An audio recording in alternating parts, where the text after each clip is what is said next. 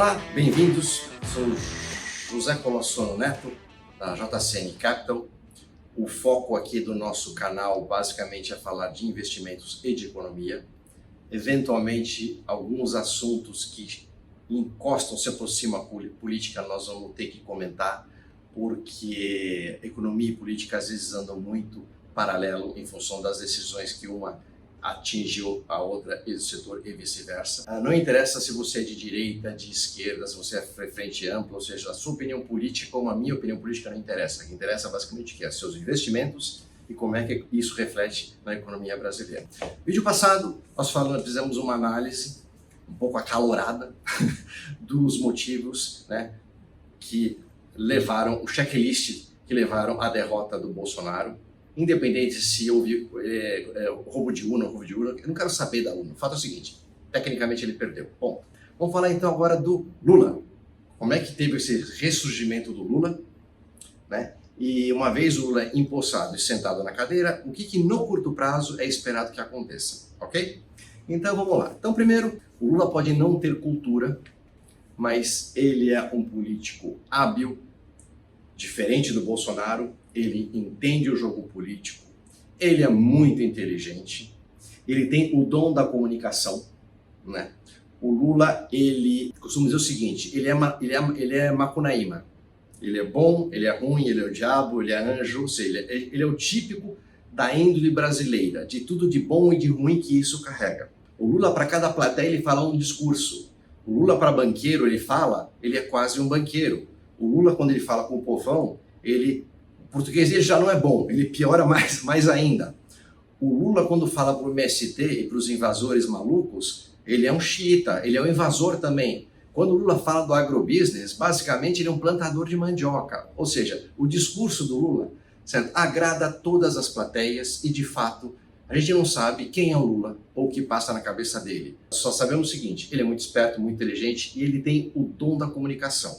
O Lula, você pode não concordar com o que ele fala, mas igual ele Brizola, igual ele Paulo Maluf, igual ele Jânio Quadros, igual ele Getúlio, igual ele Lacerda, existem alguns políticos que têm o dom da fala e o carisma, independente se você gosta ou não gosta dele. Pois bem, do Lula estar concorrendo à presidência, só a presença física dele já é uma demonstração que isso aqui não é um país sério. Porque num país normal, num país sério, o Lula estaria preso até agora. Porque ele teve 2 julgamentos, teve uma montanha de provas. Na Petrobras, mais de 6 bilhões foram repatriados no Brasil, com conivência e participação do PT e do presidente, certo? Só que em função da força política, de 16 anos de poder, e da dependência, porque na teoria os poderes do Brasil são independentes, mas no Brasil eles são dependentes, porque a partir do momento que o presidente da República escolhe um ministro do Supremo, certo? Ele montou o time dele no Supremo. E os ministros do Supremo não deram um voto técnico, no caso do Lula. Deram um voto, não foi nem político, foi um voto de agradecimento.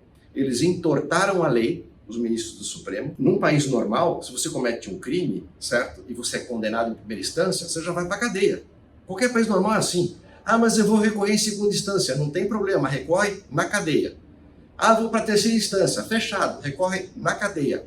Aqui no Brasil, por causa do Lula, então primeiro colocaram a primeira alteração, que você só vai preso depois que for trânsito em julgado em última instância. Isso é ótimo para quem é rico, que tem advogado para bancar até a terceira instância. O coitadinho que não tem, que usa o advogado do Estado, ele vai ser preso na primeira e paciência. Outra coisa, como anular, então, 2 julgamentos com uma festival de provas? Já sei, vamos ter a ideia de dizer que onde foi julgado o caso, todos os juízes que passaram em todas as varas, eles não têm competência para aquilo.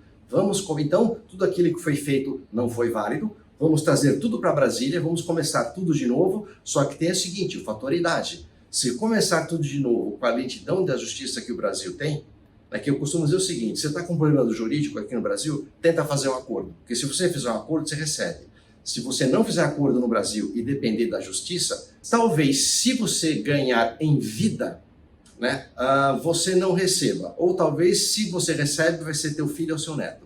Então, Essa história de anular tudo que foi feito para dizer que foi feito na praça errada e trazer para uma outra praça para começar do zero, é simples, pelo fator idade que o Lula tem, está prescrito. Ou seja, então ele não foi julgado. Né? Quando o pessoal fala brincando que ele foi descondenado, de fato, tecnicamente ele foi descondenado. Enfim, então, mas como este é o Brasil, o Lula concorreu à eleição e o Lula ganhou.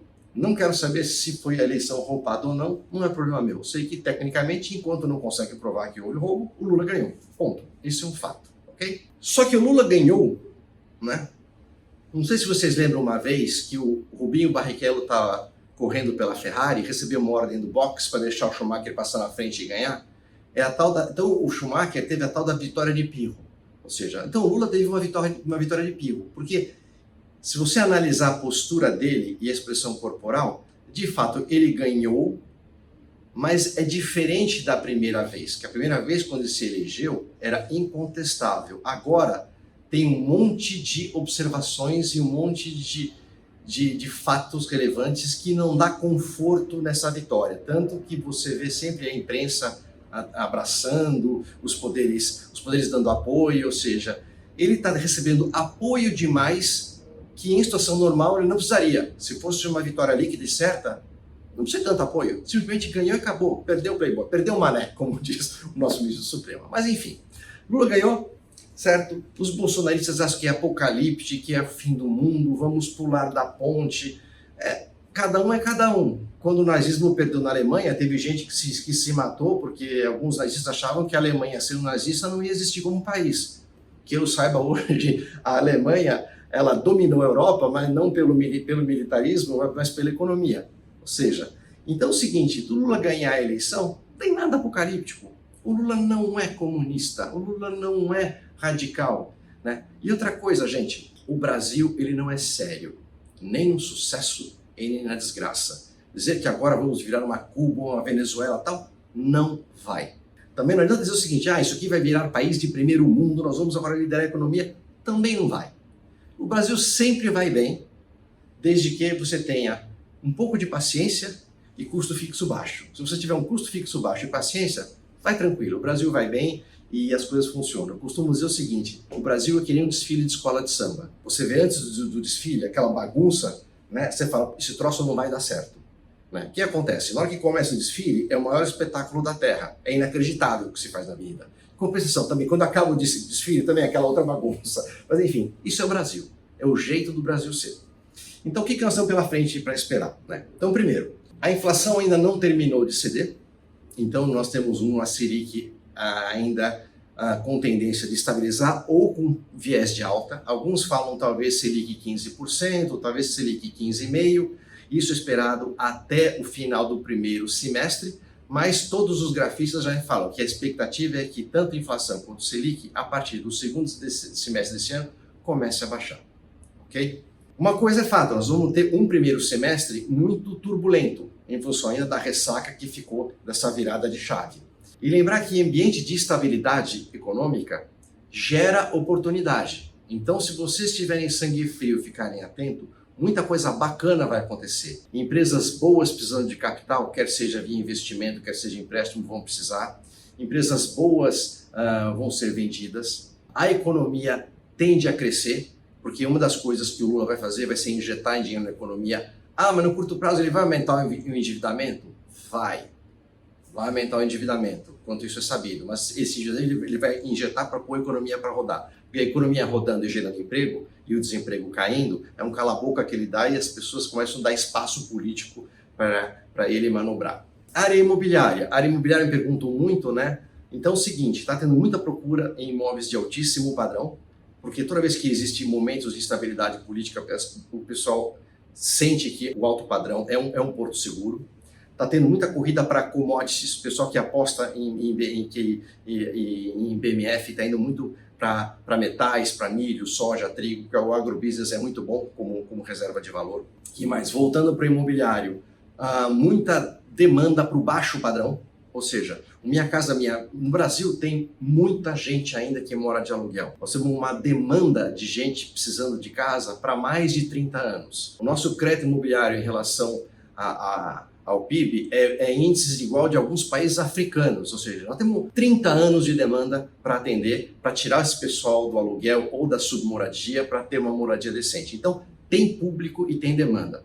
O problema é renda, então para a pessoa conseguir comprar a sua casa própria, ela precisa ter um juro acessível, para que o carnê Casas Bahia caiba no bolso. Então o Lula já informou que agora, a partir de março, né, porque durante a pandemia secou o caixa, não tinha dinheiro para fazer Minha Caixa Minha Vida ou Projeto Brasil, ou o nome que vocês quiserem ter. Então já começa a dar dinheiro para o baixo padrão. Então o baixo padrão vai rodar, ou seja, a população carente vai ter acesso à moradia. O que está sofrendo no mercado imobiliário? Está sofrendo no mercado imobiliário, né, principalmente os imóveis com renda, porque Selic acima de 12 é complicado para o mercado imobiliário, então hoje vale a pena deixar dinheiro na renda fixa do que comprar imóvel alugado, então isso ainda vai ter problema. Imóveis alugados começa a valer a pena a partir do ano que vem, então fundos imobiliários ainda vão apanhar esse ano, porque vão perder fácil para a renda fixa. Outra coisa, imóveis perfil classe média. Não é o ano para imóvel perfil classe média. A classe média vai sofrer, vai ter um certo aumento de índice de desemprego nesse primeiro semestre, e com isso a tendência é aumentar um pouco a devolução e distrato no residencial do médio padrão. Mas no geral, nós estamos vivendo algo que a gente já viveu, nada de complicado, nada alarmante, nada isso. O Brasil estruturalmente está muito bom, o Brasil tem reserva, o Brasil tem superávit de conta, o Brasil só tem que ter um pouco de paz para trabalhar. É só isso. Então, gente, sem cabeça fria, bola no chão, acho que está na hora de todo mundo tirar o seu radicalismo de lado, né? Os lulistas vêm para o centro, né? Os bolsonaristas vêm para o centro. E dois, a gente é, antes de tudo, brasileiro. Vamos trabalhar para ganhar dinheiro.